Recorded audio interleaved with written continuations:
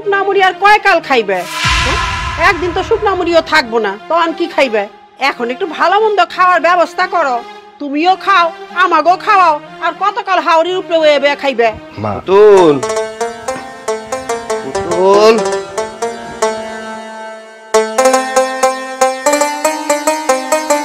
তুমি আইছো?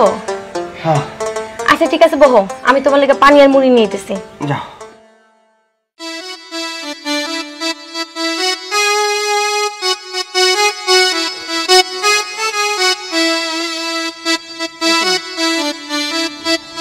এখন মুড়িটা খায় নাও, তোমার পরে ভাত দিতেছি। মা না আজকে আমার লোক অনেক খারাপ ব্যবহার করছে। কেন মা তোমার সাথে খারাপ আচরণ করেছে কেন? তুমি এই যে চাষাবাসার মতো কাজ করতেছো, খেতে খামারে কাজ করে, এগুলো আমার পছন্দ না। মা চাই যে তুমি ভালো একটা কিছু করো।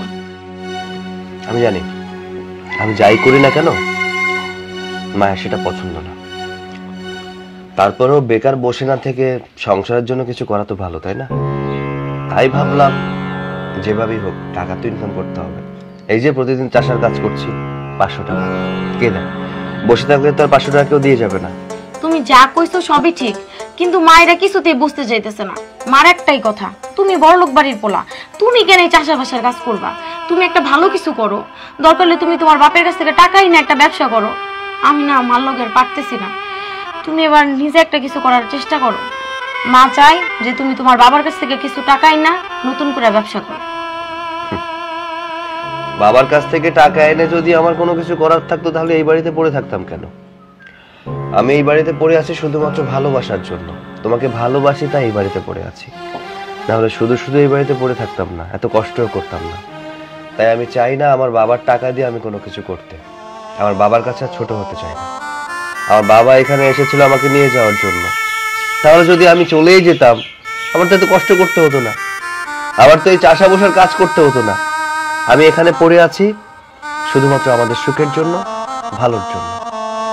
আমি আমার বাবার কাছ থেকে একটা টাকাও নিতে পারবো না।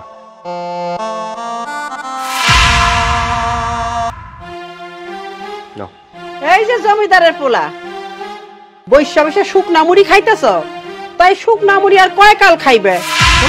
একদিন তো শুকনা মুড়িও থাকবো না, তখন কি খাইবে?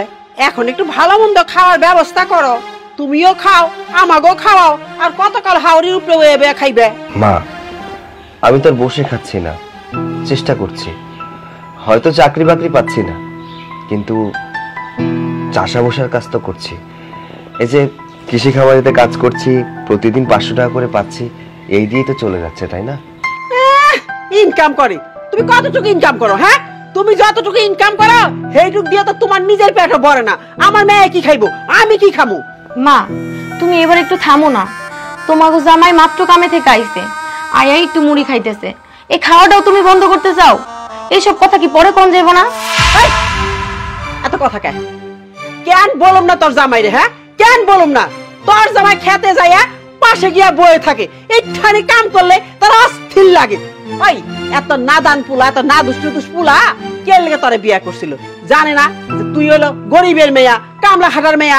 হ্যাঁ কে লেগে বিয়া করছিল? এই হাওড়ির গাড়ে বয়ে বয়ে খাওয়ার জন্য? থাক মা, পুতুল কি আর কিছু বলবেন না।